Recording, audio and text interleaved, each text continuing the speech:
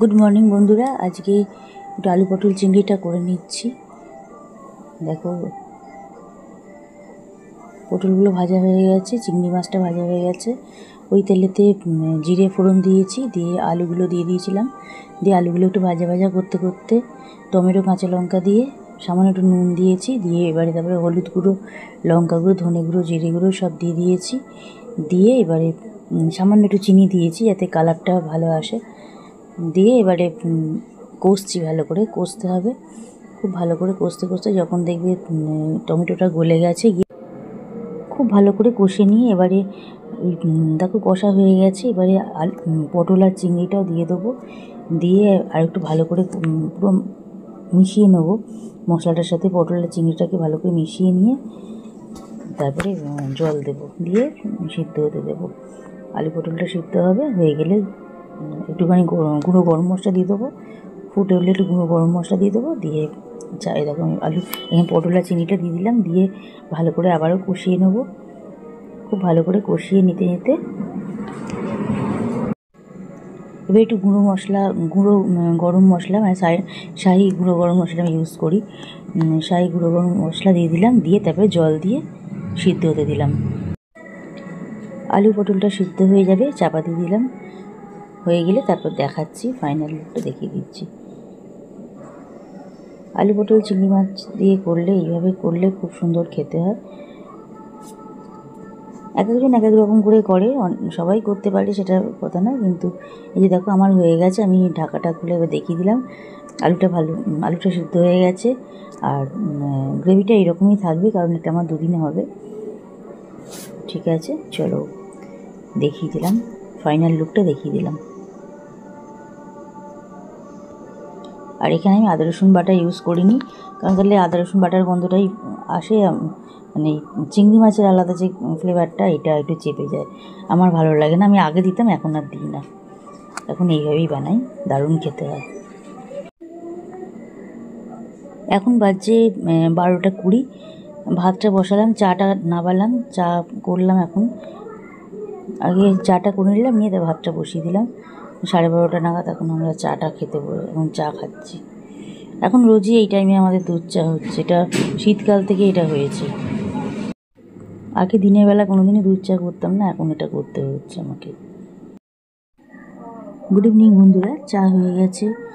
দুটো চা নিয়ে আমি ঘরে আসলাম। আমার এই ছোটো জায়গাটা, এটা আমার, এটা নামিয়ে নিই এই ট্রেটা। আর এই ট্রেটা দিয়ে আসছি, এটা শাশুড়ি মায়ের চা দিয়ে আসি। এসে আমার চাটা নিয়ে বসি, চা খাই, একটু ভিডিও দেখি বন্ধুদের। রুটি করতে চলে এসেছি, 10টা বাজে। এখন রুটিটা করে নিচ্ছি। আর এই চিকেনটা দেখো আমার হাজব্যান্ড করে রেখে গেছে, করে রেখে ও একটু ঘরে বসেছে, এখন টিভি দেখছে। আর আমি রুটিটা করতে আসলাম। চিকেনটা হয়ে গেল, এখনও দেখতে পাচ্ছ প্রচুর ধোঁয়া উঠছে।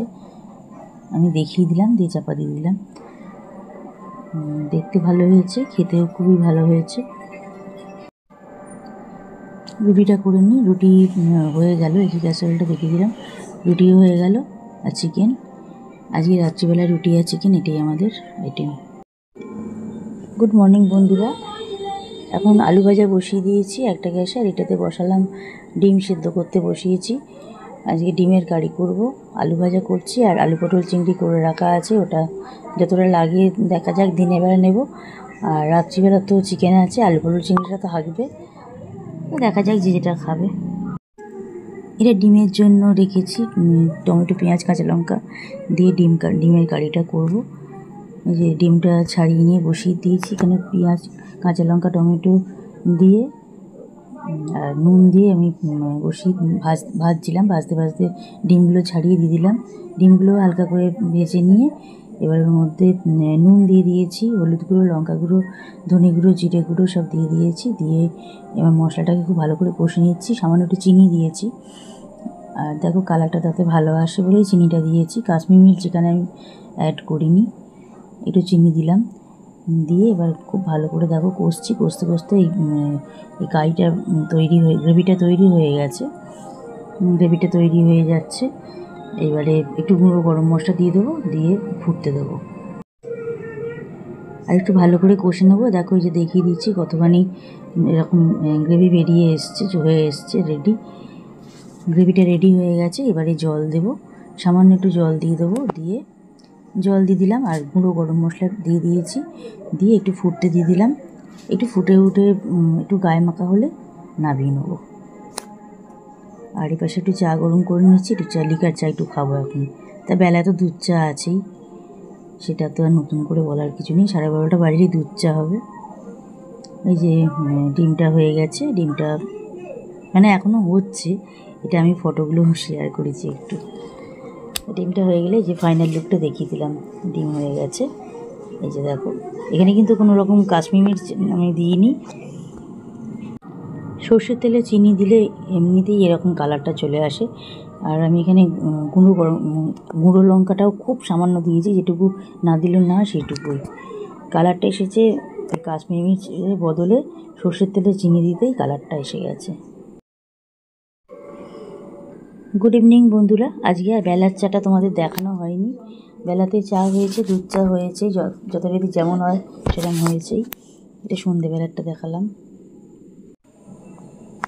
এই যে চা নেওয়া হয়ে গেছে, এটা রাখলাম, এটা 8টা 10-15 নাগাদ খাবো। আর রাত্রিবেলা রুটি করার সময় আর একবার একটু নিয়ে নেবো, হয়ে যাবে। আর এখানে আমাদের 4 জনের আছে, মানে আমার হাজব্যান্ডের শাশুড়ি মা আর ননদ এসছে, 4 জনের চা নিয়ে নিলাম। তারপর দেখো, এটা এই হচ্ছে একজোড়া শাঁখা।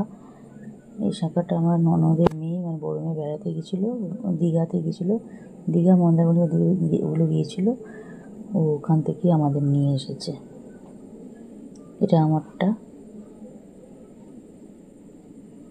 ওর মায়ের জন্য নিয়ে এসছে, দিদির জন্য নিয়ে এসছে। আর এটা আমারটা, আমি পরে শেয়ার করছি।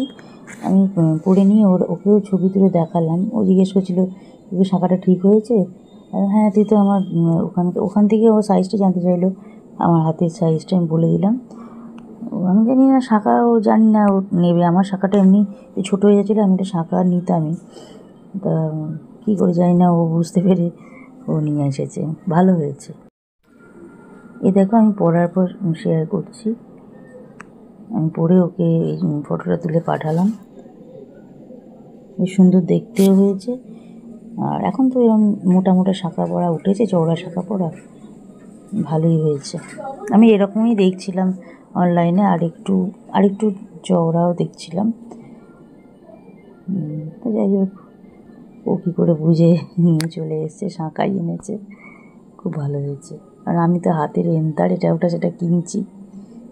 দেখো, শেয়ার করে দিলাম। গুড মর্নিং বন্ধুরা। এটা পরের দিনের, মানে এটা আজকের হচ্ছে শনিবার। আজকের আলু পটল চিংড়ি করলাম, এটা আজকে শেয়ার করছি। এটা আজকে ছাড়ালাম, ছাড়িয়ে নিয়ে আবার মানে কিছুটা রেখে দিয়েছিলাম, সেটা আবার আজকে ছাড়িয়ে নিয়ে এটা আলু পটল দিয়ে করলাম। চিংড়ি মাছটাকে ভেজে নিলাম, তারপর পটলটা ভেজেছি।